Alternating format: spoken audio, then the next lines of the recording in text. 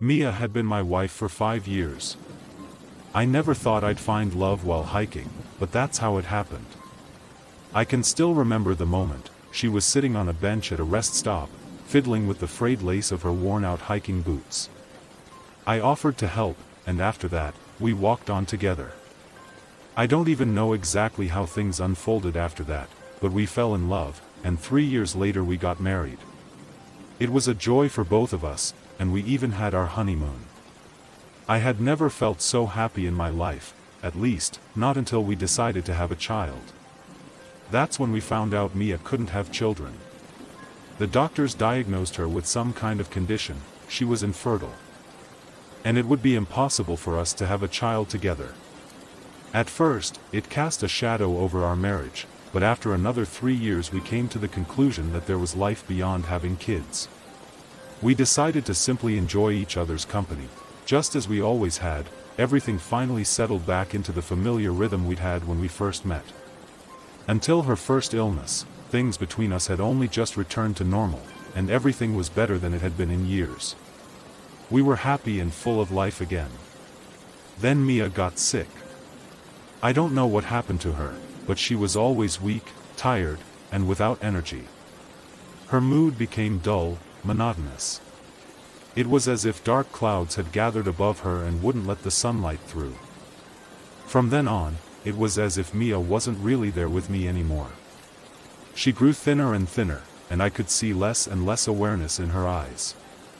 Her body had grown so weak that she could only walk with the aid of a cane. Most of the time she just sat or lay down, as if life itself had left her. Or as if her soul was slowly slipping away. No one could tell us what was wrong with her. We went to countless doctors, went through endless treatments, but nothing. Either they found nothing at all, or they could only guess at what the problem might be. Mia barely spoke to me anymore, not because she couldn't, but as if she didn't want to. I even went to see Mia's parents, hoping they might know something. Perhaps she'd had similar problems as a child, or maybe it was some kind of hereditary illness. But then I learned that Mia had been adopted. Her parents had never told anyone, not even her. Their adoption agreement explicitly forbade it. That lead was a dead end too. I would have done anything to make her better, but nothing helped.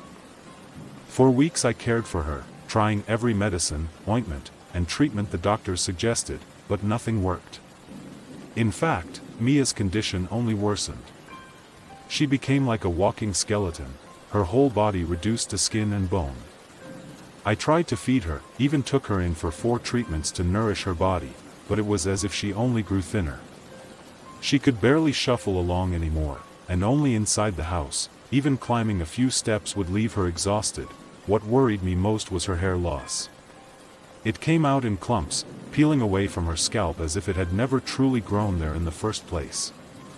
In just a few days, her once beautiful blonde hair was marred by large, palm-sized bald patches. As much as I loved Mia, and as willing as I was to care for her for the rest of my life, I was beginning to break. We were still going from doctor to doctor. I must have called every corner of the states, asking if anyone could give me advice, a treatment, anything, to make Mia better. We traveled from place to place, and I paid, often a lot, for certain treatments. But nothing brought results. Some of the treatments felt like torture for Mia, other times, there wasn't even the faintest sign of improvement. I was completely at a loss as to what else I could do. Time passed like this until one morning I woke to the sound of Mia coughing violently. I was instantly on my feet, rushing to her side. I dreaded what new thing might have gone wrong, and I was right to be afraid. Mia's teeth had begun to fall out. Not all at once, but one by one. Sometimes we'd wake up in the morning to find one missing, other times she would lose one during the day. It was a horrifying sight. By then, Mia's hair had already fallen out completely. I bought her a wig so people wouldn't stare if we went anywhere, and so she could feel that she was still beautiful in my eyes.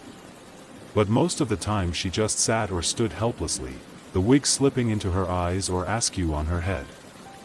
She was bald now, and nearly toothless. Her weight had dropped to barely 75 pounds, and her muscles had wasted away so much she could hardly hold herself upright. She looked like an old woman. At 31, my Mia looked like a 70-year-old, haggard crone. You could hardly recognize her anymore. One day, however, Mia's illness took another turn. Sores began to appear on her body, different kinds, most of them looking as if boils had burst open. They simply appeared out of nowhere. That's when I decided we would try absolutely everything. We went to more doctors, quacks, spiritual healers. I even had a priest bless her. But nothing made any difference. Her condition was terrible, ulcerated wounds covered her from head to toe. She could barely walk, and even moving at all seemed to take everything out of her. She had no teeth left, and all her hair was gone. The doctors were helpless. No one could tell me what was wrong. Sometimes they kept her in the hospital for a few days, but it never helped. There was no change. Then they told me the thing I had feared most: Mia wouldn't live much longer if things stayed as they were. They told me to spend as much time with her as I could. I did everything I could, but Mia was beyond saving.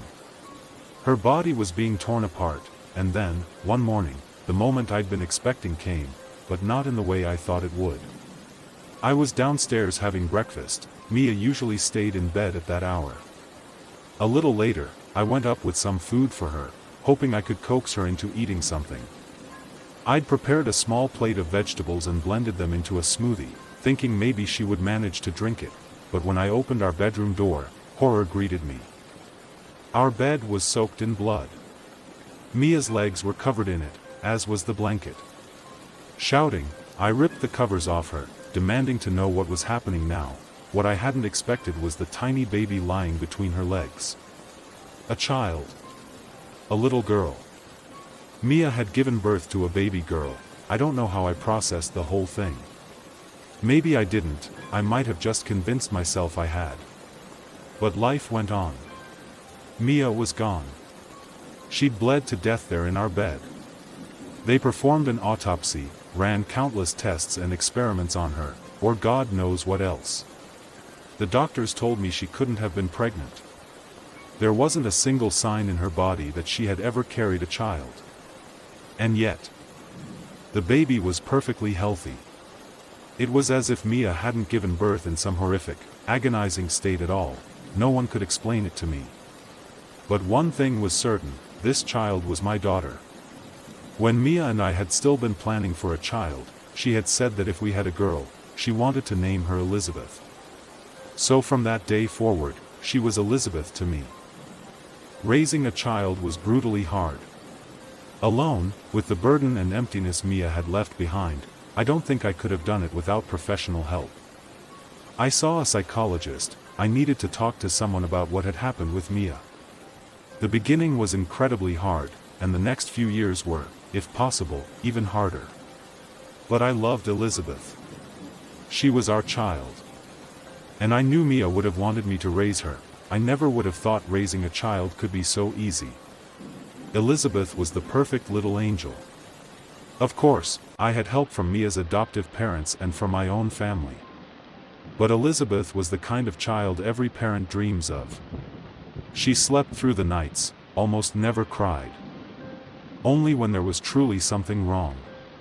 She was rarely sick, ate everything I gave her, and tantrums were completely foreign to her. The years passed.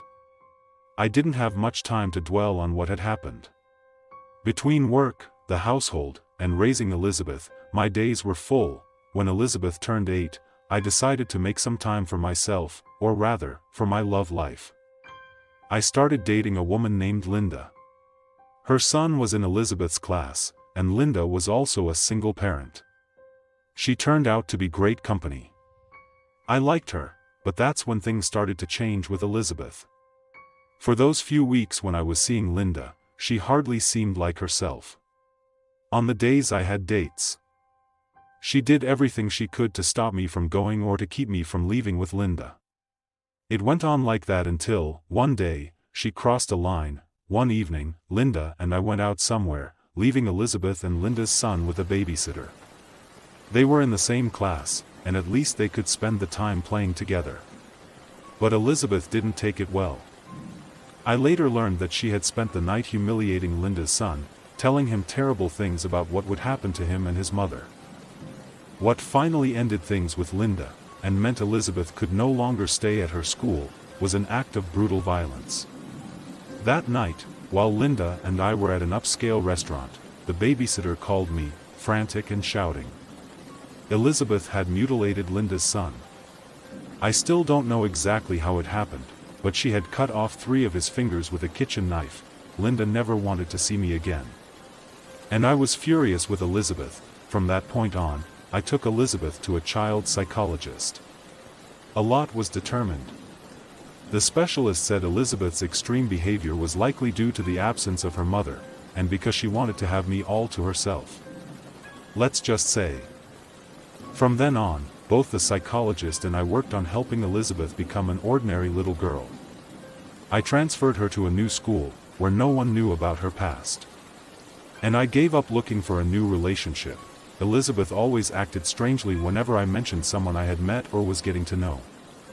It was as if she wasn't herself in those moments. So I let things be. For the next several years, it was just the 2 of us again. When Elizabeth turned 12, things began to get even stranger. The resemblance between her and Mia became almost frightening. I know, she was her daughter, after all. But it wasn't just her looks. Her personality had become almost identical. She laughed the same way, blushed the same way when I teased her.